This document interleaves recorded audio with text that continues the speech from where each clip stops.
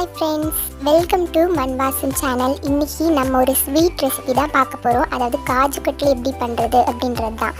சரி வாங்க இதுக்கு தேவையான பொருட்களை பார்த்துடலாம். முந்திரி பருப்பு நான் 200 கிராம் எடுத்து வச்சிருக்கேன். அது கூடவே குங்குமப்பூ அப்புறம் 3 ஏலக்காவும். குங்குமப்பூ இல்லைன்னா விட்டுருங்க. அடுத்து 150 கிராம் அளவுக்கு சர்க்கரை எடுத்திருக்கேன். நெய் 1 டேபிள் ஸ்பூன் நெய்யே போதும், இதுக்கு அதிகமாக தேவை கிடையாது. ஃபஸ்ட்டு ஒரு மிக்ஸி ஜாரில் நம்ம எடுத்து வச்சுருக்கக்கூடிய முந்திரி பருப்பை எல்லாத்தையுமே சேர்த்துக்கிட்டு பொறுமையாக சுற்றுங்க. இல்லைனா உங்களுக்கு மாவு எண்ணெய் விட்டு கெட்டியாகிடும். அரைச்சிட்டு சலிச்சுக்கோங்க. சலிச்சுட்டு மிச்சம் இருக்கக்கூடியதையும் திருப்பி அரைச்சி சலிச்சுக்கோங்க. அது கூடவே 3 ஏலக்காவையும் போட்டு அரைச்சிக்கோங்க. சலிச்சுட்டு உங்களுக்கு மிச்சம் இருந்துச்சுன்னா அதை நீங்கள் பாயாசத்துக்கெலாம் யூஸ் பண்ணிக்கலாம். இந்த மாதிரி எல்லாத்தையும் சலித்து வச்சுக்கிட்டு எடுத்து வச்சுக்கோங்க. ஏலக்காவை நான் இது கூடவே போட்டுட்டேன். அதுக்கப்புறமா ஒரு கடாயை எடுத்துக்கோங்க. கடாய் காஞ்சதுக்கப்புறமா நம்ம எடுத்து வச்சுக்கக்கூடிய 1 கப் சர்க்கரை, அதாவது 150 கிராம் எடுத்திருக்கேன். அதுக்கு 1 கப் தண்ணி விட்டால் போதும். இது நல்லா கரையட்டும். இதுக்கு எந்த பதமும் கிடையாது, ஃபுல்லாக நல்லா கரைஞ்சிடணும், அவ்வளோதான். சிம்லேயே வச்சுக்கோங்க.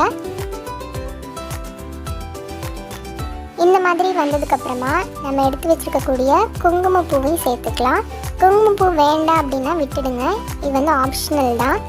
இது சேர்த்திங்கன்னா கொஞ்சம் கலராக இருக்கும், அவ்வளோதான். சேர்க்கலன்னா நார்மலான ஒயிட் கலர்லேயே உங்களுக்கு வரும். ஃபுல்லாக இந்த மாதிரி கரைஞ்சிருச்சு. இதுக்கு எந்த பதமும் கிடையாது, சும்மா கையில் பிசுன்னு ஒட்டும், அவ்வளோதான்.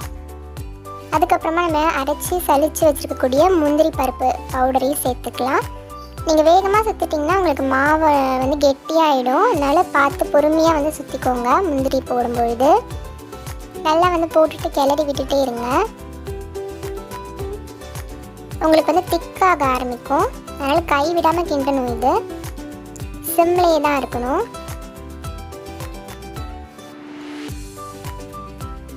சைடில் இருக்கிறது எல்லாத்தையுமே எடுத்து விட்டு கிண்டுங்க.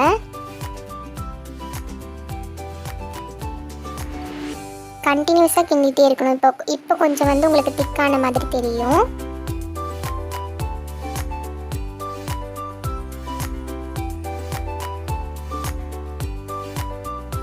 நம்ம குங்குமப்பூ போட்டதுனால லைட்டாக உங்களுக்கு எல்லோ கலர் மாதிரி இருக்கும்.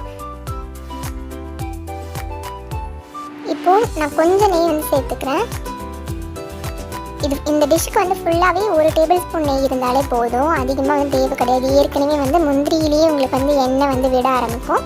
அதனால் நெய் அதிகமாக சேர்க்க வேண்டாம். கண்டினியூஸாக கிண்டிகிட்டே இருங்க. உங்களுக்கு அல்வா பதம் மாதிரி பிறண்டு வரணும், அது வரைக்குமே நல்லா கிண்டிகிட்டே இருங்க. இப்போ நான் எடுத்து வச்சுக்கூடிய இன்னும் கொஞ்சம் நெய்யும் சேர்த்துக்கிறேன். எந்த ஸ்டேஜில் வேணாலும் நெய் சேர்த்துக்கோங்க. நீங்கள் சிம்லேயே தான் ஃபுல்லாக வச்சு கிண்டிகிட்டே இருங்க.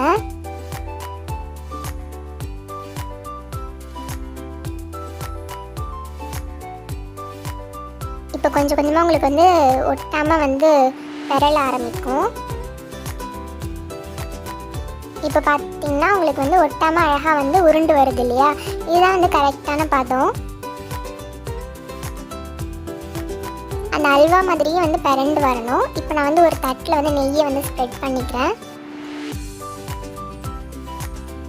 பண்ணிவிட்டு நம்ம செஞ்சு வச்சுருக்கக்கூடிய காஜு கட்லியை இதில் ஊற்றிக்கோங்க. இது நல்லா ஆறணும். அதுக்குன்னு ரொம்ப ஃபுல்லாக ஆறக்கூடாது. ஒரு கை பொறுக்கிற சூடு வந்ததுக்கப்புறமா இதை நம்ம எடுத்து பிசைஞ்சிக்கலாம். இந்த மாதிரி பிசைஞ்சதுக்கப்புறமா நம்ம வீட்டில் இருக்கக்கூடிய நார்மலான ஒரு பாலித்தீன் கவர் மாதிரி எடுத்து வச்சுக்கோங்க. அப்படி இல்லைன்னா பட்டர் பேப்பரை யூஸ் பண்ணிக்கலாம்.